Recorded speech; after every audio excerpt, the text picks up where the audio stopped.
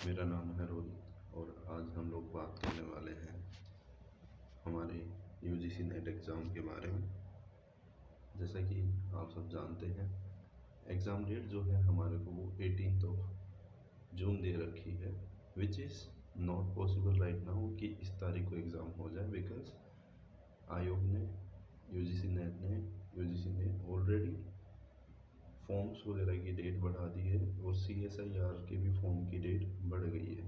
तो समहाउ ये थोड़ा सा इम्पॉसिबल सा है कि ये सिर्फ 20 या 25 दिन के अंदर एग्ज़ाम भी करवा दें और फॉर्म की डेट भी बढ़वा दें, बिकॉज़ इस बार बहुत सारे बच्चों का फॉर्म गलत फिल हो गया है, आधार कार्ड वगैरह उसके करेक्शंस नहीं हो पाए हैं। तो मुझे लगता है कि उससे थोड़ा सा इम्पेक्ट पड़ेगा और एग्ज़ाम डेट को ये थोड़ा सा डिले करेंगे, ज़्यादा नहीं करेंगे, जून में ही करवाएंगे पेपर, बिकॉज़ फिर पूरा शेड्यूल बिगड़ जाएगा। बट हो सकता है 5 से 7 दिन आगे पीछे ये कर दे, पीछे तो नहीं करेंगे, आगे ही करेंगे। ये तो होगी एग्ज़ाम डेट की बात। अब हम बात कर लेते हैं सबसे इम्पोर्टेंट चीज़ कि आपको टारगेट कितना करना है इस पेपर के लिए। तो देखिए, आपको पता होगा हमारे इस एग्ज़ाम में अब 3 कैटेगरीज हो गई है। पहला आपके पास में हो गया है PhD एंट्रेंस के लिए भी आपके मार्क्स यहीं से लिए जाएंगे। दूसरा, आपकी एलिजिबिलिटी फॉर असिस्टेंट प्रोफेसर यहीं से निर्धारित होगी या यहीं से आपको एलिजिबल माना जाएगा। थर्ड, आपको अगर JRF करना है then also you have to clear this exam. तो अब आपके पास में 3 मेन चीज़ हैं। अब मैं बात कर रहा हूँ जियोग्राफी की। जियोग्राफी की बात करने से पहले मैं आपको बता दूं कि चाहे आप कोई भी सब्जेक्ट के हों, अगर आप फर्स्ट पेपर का टारगेट जो मैं आपको बता रहा हूँ अगर वो रखते हैं तो मोस्ट चांसेस हैं आपके कि आपका सिलेक्शन आराम से हो जाएगा। अब देखिए, मैं आपको कुछ टारगेट्स बता रहा हूँ, अगर आप उसको अपने दिमाग में रख के तैयारी करते हैं फिर उसके बाद में आपके लिए JRF बहुत ही ईजी हो जाएगा। तो सबसे पहली चीज़,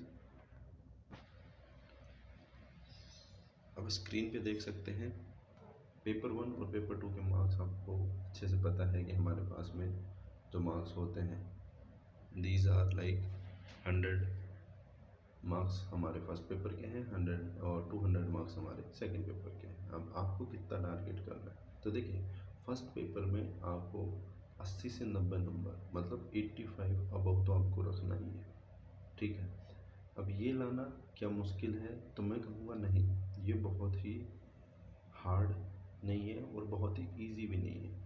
यहाँ पे आपको 3 से 4 टॉपिक अगर जो मतलब यूनिट्स हैं अगर उनको आप बहुत ही अच्छे से कर लेते हो then it is quite easy for you कि आप इस पेपर के अंदर इतना स्कोर आराम से कर सकते हैं। जैसे कि अगर मैं आपको बताऊँ यहाँ पे कौन कौन सी यूनिट, अगर मैं उसके बारे में बात करूँ तो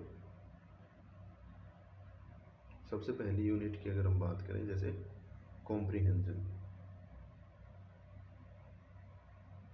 ठीक है, जो आपका एक पैसेज आता है 5 क्वेश्चन आते हैं। एक आता है DI, उसमें 5 क्वेश्चन आते हैं, सेम लॉजिक लगता है, आप परसेंटेज अच्छे से कर लीजिए आपका ये हो जाएगा। तीसरा जो इसके अंदर है वो है ICT। अब आपको लगेगा कि सर इसमें तो बिल्कुल अलग आती है, नहीं, ICT बहुत ही ईजी है।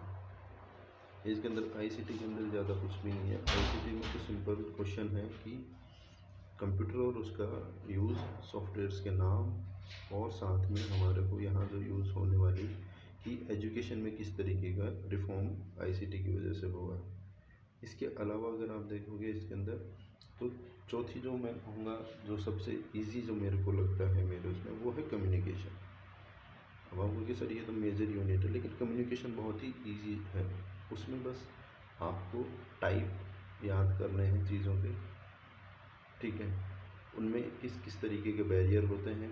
जैसे अगर कम्युनिकेशन में भी बात करें तो हमारे पास में फॉर्मल इनफॉर्मल हो गया, ठीक है, फॉर्मल इनफॉर्मल हो गए। अब इसमें फॉर्मल के अंदर भी आपकी कम्युनिकेशन ऑफिस लेवल में जैसे कि वर्टिकल होती है, हॉरिजॉन्टल होती है, तो उस हिसाब से उसके अंदर बात होती है। वेयरएज अगर हम इनफॉर्मल में देखते हैं कि तो हमारे खुद के एक ग्रुप में किस तरीके से बात होती है, किस तरीके की इन्फॉर्मेशन शेयर की जाती है, ये होते हैं। फिर इसमें बैरियर आ जाते हैं कि भाई सेमेटिक बैरियर, जो भाषा और उसके हिसाब से वर्डों के लिए जो अलग अलग हमने मुश्किल वर्ड अगर यूज़ कर देते हैं तो उससे कुछ बैरियर जनरेट होना, साइकोलॉजिकली हमने कुछ सोच रखा है, तो ये सारे के सारे फैक्टर आप एक बार पढ़ोगे ये चीज़ें हो जाएगी। तो मैं कह रहा हूँ कि फर्स्ट पेपर के अंदर अगर आप इतना टारगेट लेके चलते हैं, चाहे आप कोई भी सब्जेक्ट का पेपर दे रहे हो, आपके लिए मेजर ईजी हो जाएगा पेपर निकालना। वेयरएस अगर आप जियोग्राफी अगर ले रखे हैं और आप जियोग्राफी से जेआरएफ निकालना चाहते हैं, so this should be your target. हाँ, 125 से 135 तक हमारे को यहाँ पे टारगेट करना है। अगर आप इतने मार्क्स लेकर के आते हैं then you are in the race for JRF. अब इसको इस वाली अगर क्लास के अंदर अगर आप पढ़ते हैं और इससे नीचे चले जाते हैं, वैसे ही आप फिर एपी के लिए जो कि हमारा नेट होगा सिर्फ उसमें क्वालिफाई कर जाएंगे। और अगर आप इससे नीचे जाएंगे then you will be in the race for PhD entrance only. So ये एक क्राइटेरिया मोटा मोटा मैंने आपको दे दिया है। इसके अलावा यहाँ मैंने इसको बहुत ही स्पेसिफाई किया हुआ है। सब देखिए, अगर आपके असिस्टेंट प्रोफेसर अगर आपको सिर्फ एलिजिबिलिटी मिलेगी, जो कि मैं नेट के लिए बोल रहा था, अगर आप नेट क्वालिफाई होते हैं तो इंडिया की किसी भी यूनिवर्सिटी कॉलेज के अंदर सरकारी जॉब के लिए अप्लाई कर सकते हैं एज एपी। ठीक है, अब उसमें ये एलिजिबिलिटी आपको 186 मार्क्स के आसपास जियोग्राफी में आराम से मिल जाएगी। वेरज पीएचडी एडमिशन के लिए कट ऑफ थोड़ी सी कम रखेंगे, बिकॉज ये कॉलेज एंट्रेंस का है। यहाँ पे इतना हार्ड अगर इसको रख देंगे तो बच्चे फिर अटेम्प्ट नहीं कर पाएंगे और ना ही बच्चे सेलेक्ट हो पाएंगे पीएचडी के लिए भी। फिर क्योंकि इसके बाद उन्होंने डायरेक्ट कॉलेज बेस के ऊपर इंटरव्यूज़ रखे हैं, तो अगर इंटरव्यू रखा है तो यहाँ पे इतने मार्क्स लाना भी बहुत ही मेजर हो जाता है कि टॉप बच्चे ही इतने नंबर लेके आ सकते हैं। और अगर आपको जेआरएफ चाहिए तो इस बार आपको 200 से ऊपर नंबर लाने ही पड़ेंगे। आपका मेजर टारगेट मैं कहूँगा सभी जेआरएफ के लिए करते हैं, तो सब लोग आप 205 से 210 नंबर आप अपना टारगेट रखिए, क्योंकि 200 से नीचे तो किसी भी हाल में जेआरएफ की कट ऑफ नहीं रहने वाली। सो प्लीज़ ये मेरा एक एनालिसिस है आप लोगों के लिए, और आप सब लोग अच्छे से मेहनत करिए। एग्ज़ाम डेट, एग्ज़ाम वगैरह की जो भी चीज़ें हैं, बुक्स वगैरह, तो अभी कोई टाइम नहीं है बुक्स पढ़ने का। जहाँ से छोटे नोट्स अगर आपने बना रखे हैं, जहाँ से आपके पास में खुद के शॉर्ट नोट्स हैं, उन्हीं को बार बार रिवाइज़ करो जितना हो सके। अपने क्वेश्चन पेपर्स जो दिए हैं आपने, अगर आपके पास में है प्रिंट आउट्स हैं, पीडीएफ्स हैं, तो उनके आंसर्स वगैरह को रीड करो। वन लाइनर जो चीज़ें हैं उनसे थोड़ा सा बचो, क्योंकि यहाँ पे कॉन्सेप्शनल हो जाती हैं चीज़ें। आपका कॉन्सेप्ट क्लियर होगा तो आप पेपर कर पाओगे, अदरवाइज़ फिर आप तुक्का मार के आओगे। सो अपने आप को कॉन्सेप्ट जो भी है, चाहे आप अपने 10 टॉपिक निकाल लो या 20 टॉपिक निकाल लो, अब उन 20 टॉपिक के कॉन्सेप्ट अच्छे से करके चले जाओ, आपका नेट तो आराम से हो जाएगा।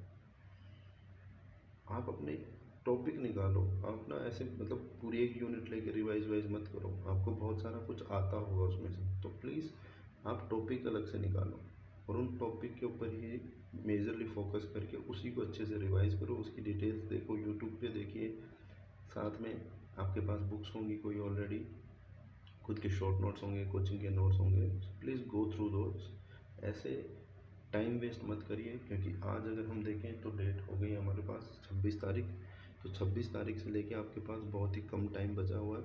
So make sure you use it very effectively, और बाकी की वीडियोज़ में आपको मैं और इन्फॉर्मेशन देता रहूँगा। That was all from my side. जय हिंद, वंदे मातरम।